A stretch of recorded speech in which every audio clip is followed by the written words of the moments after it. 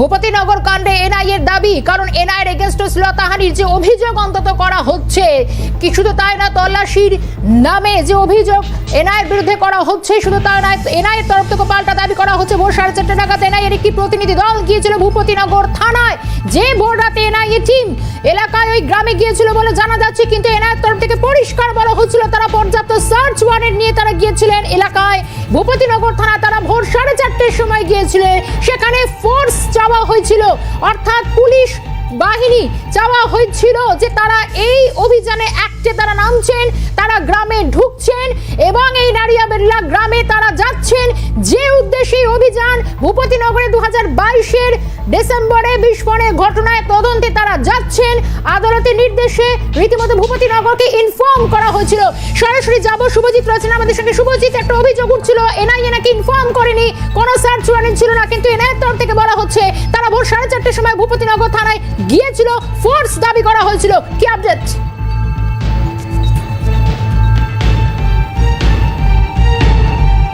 একেবারে দেখো, তোমাকে জানিয়ে রাখি যে এনআইএর 8টি প্রতিনিধি দল ভূপতিনগরে পৌঁছেছিলেন এবং 30 জন সিআরপিএফ জওয়ান, তার মধ্যে মহিলা সিআরপিএফ এর কনস্টেবল, তাদেরকেও কিন্তু নিয়ে যাওয়া হয়েছিল এই অভিযানে।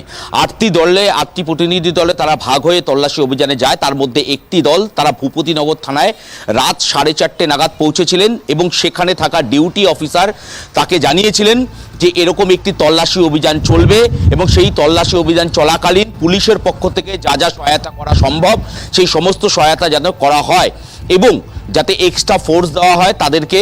কিন্তু দেখা যায় যে 6:15 নাগাদ যখন এনআইএর আধিকারিকদের ওপর এই হামলার ঘটনা ঘটে ভূপতিনগরের, তখন তার আগে পর্যন্ত অর্থাৎ 4:30 থেকেই 6:15 দীর্ঘ সময় কিন্তু কোনো রকম পুলিশের পক্ষ থেকে কোনো ফোর্স এসে পৌঁছয়নি, যেটা এনআইএর পক্ষ থেকে দাবি করা হচ্ছে। এবং এনআই সূত্র মারফত যে খবর পাওয়া যাচ্ছে যে আগেই তারা স্থানীয় যে পুলিশ, সেই স্থানীয় পুলিশকে তারা জানিয়েছিলেন যে অভিযান করবেন। 6টি প্রতিনিধি দল রয়েছে, সমস্ত বিষয় তারা কিন্তু কার্যত স্থানীয় পুলিশকে জানিয়েছিলেন বলেই এনআই সূত্রে খবর। এবং শুধুমাত্র তাই নয়, 5টি দল যখন ভূপতিনগরের নারুয়াবিলা গ্রামে প্রবেশ করে, ঠিক নারুয়াবিলা গ্রাম থেকে কিছুটা অদূরে, অর্থাৎ 200 থেকে 300 মিটার অদূরে, সেখানে আরো 2টি টিম সেখানে অপেক্ষা করছিল। 200 থেকে 300 মিটার অদূরে সেখানে আরো 2টি টিম সেখানে অপেক্ষা করছিল। 5টি টিম, 5টি প্রতিনিধি দল, 5টি প্রতিনিধি দল যখন ভেতরে প্রবেশ করে, তারা তল্লাশি অভিযান শুরু করে।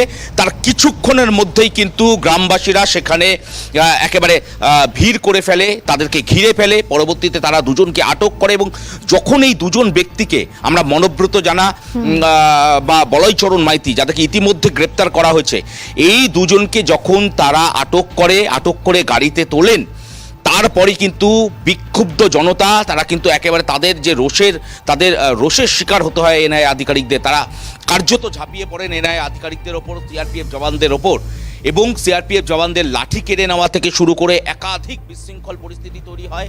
এনআইয়ের আধিকারিকদের গাড়ি ভাঙচুর করা হয়, ইট পাটকেল ছোড়া হয় এবং ইটের আঘাতে এনআইয়ের একজন আধিকারিক সে আহত হন। কিন্তু এই যে গোটা ঘটনার আগে ভাগেই কিন্তু পুলিশকে কিন্তু জানানো হয়েছিল, স্থানীয় থানাকে জানানো হয়েছিল একটি প্রতিনিধি দল যারা ইতিমধ্যে পৌঁছে গিয়েছিলেন রাত 4:30 নাগাদ ভূপতিনগর থানায়। এবং তারা মূলত যে বিষয়টি বারংবার উল্লেখ করেছিলেন যে তারা তল্লাশি অভিযানে এসেছেন, তারা তল্লাশি অভিযান করতে চান, কিন্তু স্থানীয় প্রশাসনের পক্ষ থেকে যা যা সাপোর্ট প্রয়োজন সেই সমস্ত সাপোর্ট তারা চেয়েছিলেন, যেটা এনআই সূত্র মারফত খবর পাওয়া যাচ্ছে যে তারা আগেভাগেই জানিয়েছিলেন। তারা 4:30 নাগাদ পৌঁছানোর পর 6:15 একটা দীর্ঘ সময়, এই দীর্ঘ সময়ের মধ্যে তারা মনে করছেন যে পুলিশের পক্ষ থেকে সহায়তা করা সম্ভব ছিল, পুলিশ ফোর্স পাঠানো সম্ভব ছিল, কিন্তু কি কারণে কেন এই পুলিশ ফোর্স মোতায়েন করা হলো না, স্থানীয় প্রশাসনের পক্ষ থেকে কোনো সাপোর্ট দেওয়া হলো না, এই নিয়ে কিন্তু এনআইএর পক্ষ থেকে একেবারে শুভজিৎ, এরপরও পরবর্তী আপডেট অবশ্যই তোমার থেকে নিতে থাকবো। ধন্যবাদ জানাই, সঙ্গে ছিলেন সরাসরি শুভজিৎ দে। এবং এনআইএর তরফ থেকে পরিষ্কার বলা হচ্ছে ভূপতিনগর থানায় এই অভিযানের আগে তারা তাদেরকে ইনফর্ম করেছিল, অতিরিক্ত ফোর্স চাওয়া হয়েছিল।